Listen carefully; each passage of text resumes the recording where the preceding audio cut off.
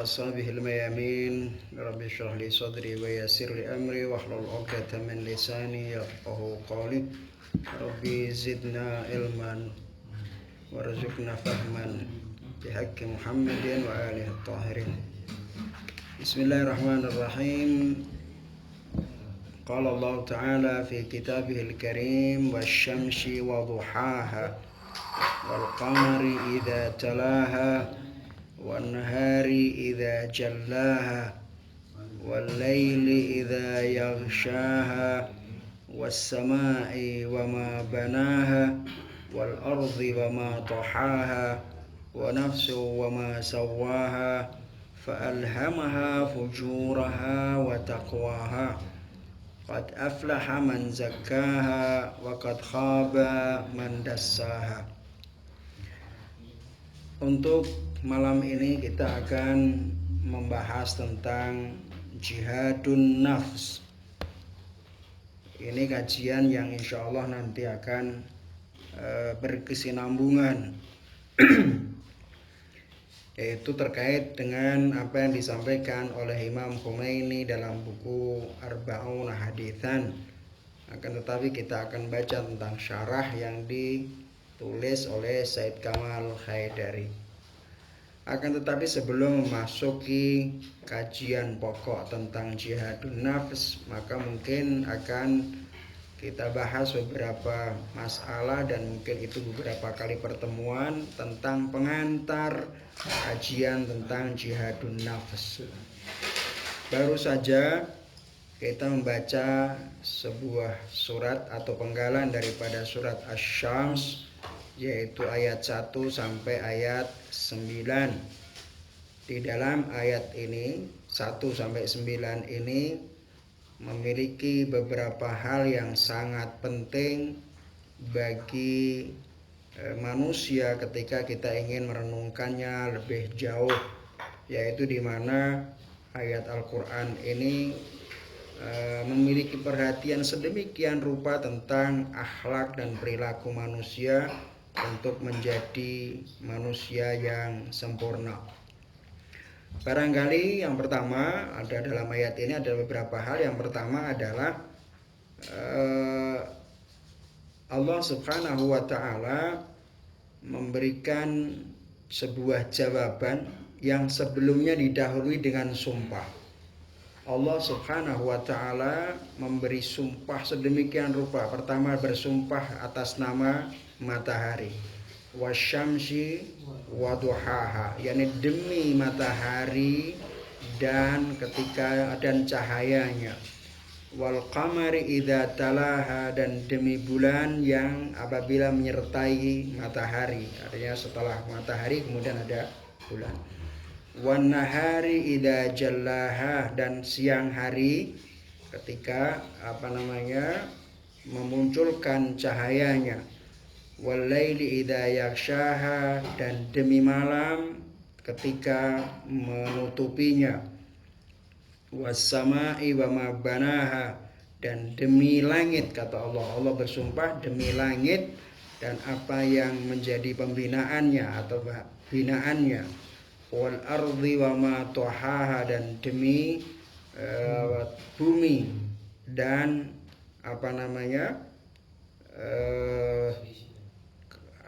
keterlentangannya, yang keluasannya itu ya, wa nafsi wa ma sawaha, dan demi jiwa dan penyempurnaannya, fa'alhamaha fujuraha wa taqwaha, maka kemudian jiwa itu dialhami atas baik dan buruknya atau ketakwaannya, keburukannya dan ketakwaannya. Qad aflaha man zakkaha, sungguh beruntung orang yang membersihkan jiwanya, wa qad khaba man dassaha, dan sungguh merugi orang yang mengotorinya. Dari susunan ayat ini Allah Subhanahu wa Ta'ala menggunakan sumpah. Semua yang ada di alam semesta ini dijadikan sumpah oleh Allah Subhanahu wa Ta'ala. Biasanya orang sumpah itu ada jawabannya. Demi Allah, misalnya kita bersumpah demi Allah Aku telah melakukan ini. Jadi kata aku telah melakukan sesuatu adalah jawaban daripada sumpah tersebut.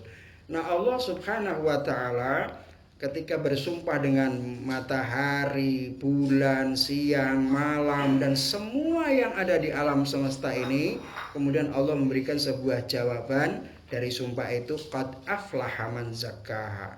Artinya demi ini, demi ini, demi ini, demi ini, semua sealam semesta, sealam seisinya. Kemudian Allah menceritakan, sungguh beruntung orang yang mensucikan jiwanya dan sungguh merugi orang yang mengotori jiwanya.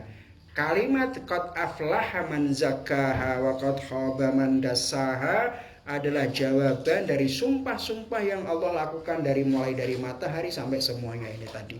Apa ini maksudnya? Maksudnya adalah menggambarkan betapa pentingnya bahwa manusia ini hendaknya memiliki perilaku yang baik, perilaku yang sempurna, menjauhi perilaku-perilaku buruk yang kemudian akan mendorong dia akan menjadi manusia yang sangat rendah. Perilaku kebaikan akan mengantar manusia pada kesempurnaannya, dan akhlak yang buruk akan membawa manusia kepada yang hina. Ini salah satu hal yang terkandung di dalam ayat ini. Yang kedua, Allah Subhanahu wa taala ketika bersumpah dengan matahari, bulan, siang, malam, langit, bumi dan semua yang ada di alam semesta ini, alam wujud yang kita saksikan ini, seakan-akan memang dalam sumpahnya itu tidak ada sesuatu kecuali Allah Subhanahu wa taala menggunakan sumpahnya. Artinya ketika bicara tentang matahari, bulan, langit dan bumi itu artinya seluruh isinya juga dijadikan sumpah oleh Allah Subhanahu wa taala. Ini menunjukkan bahwa seluruh ciptaan Allah Subhanahu wa taala ini tidak lain adalah diciptakan demi untuk manusia. Jadi manusia atau alam semesta ini diciptakan oleh Allah Subhanahu wa taala untuk manusia, yaitu bahwa agar manusia bisa memanfaatkan seluruh alam wujud ini untuk menuju kepada Allah Subhanahu wa taala. Makanya di dalam ayat yang lainnya Allah taala mengatakan wasakhkhara lakum ma fis samawati wa ma fil ard jami'an minhu inna fi dzalika laayatan liqaumin yatafakkarun. Kata Allah wasakhkhara lakum. Kata sakhara itu adalah taskhir, menggerakkan, melakukan, memperlakukan. Atau di sini bisa diartikan Allah menciptakan langit, menciptakan apa yang di langit dan apa yang ada di bumi, semuanya adalah ciptaan dari Allah Subhanahu wa taala. Apa fungsinya? Inna fi dzalika laayatil liqaumi yatafakkarun. Itu semua langit dan bumi serta seluruh isinya adalah diciptakan untuk sebagai tanda-tanda kebesaran Allah, tapi bagi orang-orang yang berpikir saja. Jadi semua langit seisinya, bumi seisinya dan semua yang ada adalah diciptakan untuk manusia. Tujuannya apa? Tujuannya agar manusia berpikir untuk menuju pada kesempurnaan ilahiyah. Ketika manusia tidak menggunakan pemikirannya ini, maka dia tidak akan pernah sampai pada kesempurnaan ilahiyah. Yang ketiga, di dalam ayat sumpahnya Allah Ta'ala tadi disebutkan wa nafsin wa ma sawwaha. Jadi menarik dalam ayat itu karena ketika Allah bicara tentang an-nafs, yaitu nafsu manusia, kemudian digandingkan dengan sabda firman-Nya qad aflaha man zakkaha wa qad khaba man dassaha. Ini artinya yang dimaksudkan dalam ayat ini tidak hanya artinya hanya nafsu manusia, jiwa manusia. Artinya jiwa itu banyak, ada jiwa hayawaninya, ada jiwa yang lainnya, nabat, tumbuhan, hewani dan lain sebagainya. Tapi Allah Subhanahu wa taala hanya berbicara tentang jiwa manusia, tentang nafsu manusia yang apabila ia membersihkannya dari kotoran, maka dia akan menjadi orang yang sempurna, orang yang beruntung di sisi Allah Subhanahu wa ta'ala. Beberapa poin ini menjadi sangat penting sebagai pengantar kita pada kajian-kajian yang akan datang. Kenapa harus jiwa manusia? Kenapa kok ada jiwa binatang? Misalnya wa nafsin wa ma sawwaha, wan nafs. Kalimat wa nafsi wa ma sawwaha. Dia menggunakan kalimat nafs ya. Wa nafsi wa ma sawwaha. Tidak menggunakan itu tadi. Dia berbicara tentang nafas tapi tidak semua nafas, hanya nafsul insan yang layak untuk bisa dibersihkan dan kemudian disucikan sehingga dia mencapai pada peringkat kesempurnaan ilahiyah. Yang keempat, dari ayat itu bisa dipahami Allah menggunakan kalimat asyams. Dalam ilmu nahwu itu disebut dengan gunakan alif lam yang menggunakan isim ma'rifah. Asyamsu wal qamaru, semuanya pakai alif lam. Asyamsu wal qamaru wan nahar wal lail was sama, kemudian wal ard, semuanya pakai alif lam, dan alif lam adalah salah satu tanda ismul ma'rifah. Ada misal isim nakirah jadi ma'rifah ketika diidhofahkan dengan yang lain, bisa jadi, atau isimnya itu isim alam. Tapi ini enggak, dia menggunakan alif dan lam. Asyamsu wal qamaru wan nahar, semua pakai alif lam, pakai isim ma'rifah.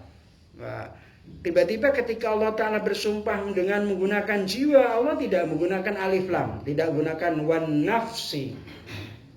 Ya, coba perhatikan sesuatu, wasyamsi waduhaha pakai asyams, wal qamari alif lam, wan nahari wal laili was samai pakai alif lam, wal ardi, kemudian wa nafsi wa ma toha wa ma sawaha. Mestinya kan menggunakan wan nafsi wa ma sawaha. Tapi Allah tidak menggunakan kalimat an-nafs, tapi menggunakan kalimat nafsun yang dalam ilmu nahwu disebut nakirah. Nakirah itu ada nakirah memiliki makna yang sifatnya universal, sifatnya tidak menentu. Kalau ma'rifah adalah sesuatu yang sudah jelas. Misalnya pakai isyarat, misalnya al-qalamu, misalnya pulpen yang ada di depan ini. Al-qalamnya ini hadal qalam, tapi nafsun artinya jiwa siapa saja. Nah, Al-Quran menggunakan kalimat itu, sumpah Allah Ta'ala wa nafsin, atau kalimat nakirah. Allah Ta'ala mengatakan wa nafsin wa ma sawaha, tapi Allah tidak menggunakan kalimat wa syams wa nafsi wa ma sawaha, tapi wa nafsi wa ma sawaha. Kenapa kok Allah Ta'ala menggunakan kalimat pakai nafs itu menggunakan isim nakirah? Atau Toba'i dalam tafsirnya menggambarkan bahwa itu Allah Ta'ala ketika menggunakan kata wa nafsi wa ma sawaha menggambarkan akan keagungan jiwa manusia, menggambarkan akan kebesaran jiwa manusia. Jadi kalau dibandingkan dengan nafsul hayawani, nafsul nabati, itu semua tidak ada nilainya sama sekali. Tapi nafsu manusia adalah sangat agung, sangat mulia, dan sangat luar biasa. Seakan-akan Allah mengatakan begini, wahai manusia, bisa saja kau ini mengetahui semua. Matahari, bulan, langit, dan semua yang ada di alam semesta ini bisa kau ketahui. Kau bisa mengerti semua, bisa kau pahami. Akan tetapi kamu harus memahami betapa agungnya dirimu, yaitu sesuatu yang paling dekat dalam dirimu. Jangan sampai kamu tidak memahaminya. Boleh kita memahami yang lain-lain, tapi yang paling penting adalah memahami sesuatu yang amat agung, yaitu dirimu sendiri yang ada pada dirimu. Jangan sampai kita ini memahami yang jauh, sementara kita tidak memahami diri kita sendiri. Ini yang dimaksudkan dengan sumpahnya Allah Subhanahu wa Ta'ala. Sebab jiwa manusia itu adalah diciptakan oleh Allah Subhanahu wa Ta'ala. Kemudian kalau dalam riwayat disebutkan dengan tangannya Allah Ta'ala sendiri, artinya Allah Ta'ala punya cara sendiri menciptakan jiwa itu, kemudian dijadikan sebagai pusat, dan manusia dijadikan atau nafsu itu dijadikan sebagai pusat pengendali seluruh alam imkan. Alam-alam itu ada dua, alamul imkan dan alamul wujud. Imkan itu sesuatu yang adanya diciptakan. Sedangkan sesuatu yang wajib atau wajibul wujud adalah sesuatu yang dia merupakan musabbibul asbab, penyebab segala sebab. Kalau imkan, alamul imkan ini adalah alam yang keberadaannya diciptakan. Dan karena manusia diciptakan, maka manusia menjadi yang paling mulia di antara seluruh alam imkan ini. Dia yang mengendalikan semuanya. Kesimpulannya bahwa manusia itu adalah manusia punya peran penting di dalam mengatur alam semesta ini, dan dia harus menuju kepada kesempurnaannya melalui proses pendidikan dan pemahaman tentang nafsunya sendiri, tentang diri kita sendiri. Kemudian yang kelima, catatan dari ayat itu, bahwa ayat ini Allah Subhanahu wa ta'ala menggunakan kalimat wa nafsi wa ma sawaha, tapi tidak menggunakan wa nafsi wa ma khalaqaha atau ma khalquha misalnya. Tapi wa nafsi wa ma sawaha. Jadi seakan-akan nafsu itu setelah diciptakan kemudian disempurnakan. Jadi beda antara ciptaan dan penyempurnaan. Jadi jiwa manusia setelah diciptakan oleh Allah Subhanahu wa ta'ala kemudian disempurnakan oleh Allah, sehingga jiwa ini bisa disucikan. Bagi orang yang mensucikannya, dia akan mendapatkan kemuliaan. Kalau hanya sekedar jiwa itu diciptakan tanpa disempurnakan, maka dia tidak memiliki qabiliyah untuk menerima disucikan sama sekali. Ini rahasia Al-Quran ketika Allah berbicara wa nafsi wa ma sawaha qad aflaha man zakkaha wa qad khaba man dassaha. Dalam Al-Quran, dalam ayat yang lainnya Allah mengatakan alladzi khalaqa fasawwa. Jadi diciptakan kemudian disempurnakan. Kalau tidak disempurnakan, hanya diciptakan saja, maka jiwa manusia tidak akan ada nilainya sama sekali. Karena disempurnakan, kemudian dikasih berbagai persoalan syarat di mana dia bisa mensucikan dirinya. Menurut ini sesuatu yang sangat luar biasa. Oleh karena itu, sekiranya tidak disempurnakan oleh Allah Subhanahu wa ta'ala, maka Allah tidak akan pernah, maka jiwa itu tidak akan pernah bisa memahami tentang baik dan buruk. Diciptakan, disempurnakan untuk kemudian dia menerima ilham dari Allah Subhanahu wa ta'ala. Itu makna daripada an-nafs. Kemudian yang berikutnya dari ayat, yaitu qad aflaha man zakkaha wa qad khaba man dassaha, itu artinya bahwa manusia bisa saja mengembangkan dirinya, artinya bisa menyempurnakan dirinya sampai pada tingkatan tertentu melalui akhlak yang baik. Jadi manusia itu, saya berkali-kali menyampaikan bahwa manusia itu yang dilihat bukan karena fisiknya, tapi karena hatinya.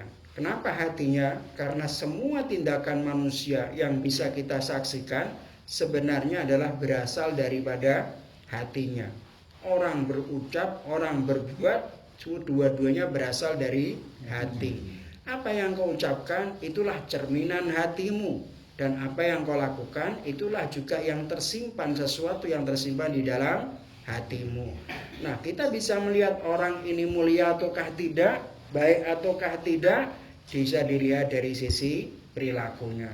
Ada sebuah kalimat yang mengatakan al-ina la yandahu bima fi. Sebuah tempat itu dia akan meneteskan sesuatu yang menggambarkan apa yang ada di dalam tempat itu. Kalau dulu di pesantren ada istilah al-qadah yadullu ma fil qidr. Entong itu ketika kau masukkan ke dalam kendil, itu menunjukkan apa yang ada di dalam kendil. Ketika kau angkat, oh ada bubure, berarti di dalamnya adalah bubur. Mau angkat gule, di dalamnya berarti gule. Artinya apa? Yang di luar itu, yang kita saksikan itu, yang kita melihatnya itu adalah cerminan apa yang ada di dalam hati seseorang. Nah, ini menjadi sangat penting sekali. Intinya adalah bahwa manusia akan mencapai pada kesempurnaannya melalui proses dengan akhlak yang harus dimiliki. Tapi untuk mencapai pada akhlak yang dimiliki atau yang kita sebut dengan pencucian diri, itu tidak mungkin bisa dicapai kecuali setelah dia memahami dirinya sendiri. Ma'rifatun nafs. Pada pelajaran sebelumnya mungkin pernah saya jelaskan ini, dan insya Allah nanti pada pertemuan-pertemuan yang akan datang akan kita jelaskan lebih jauh tentang hal tersebut. Mungkin barangkali ini saja sebagai pengantar. Insya Allah pada pertemuan yang akan datang kita akan lanjutkan. Wallahu a'lam bishawab. Alhamdulillahirabbil alamin. Wassallallahu ala Muhammad wa alihi tahirin.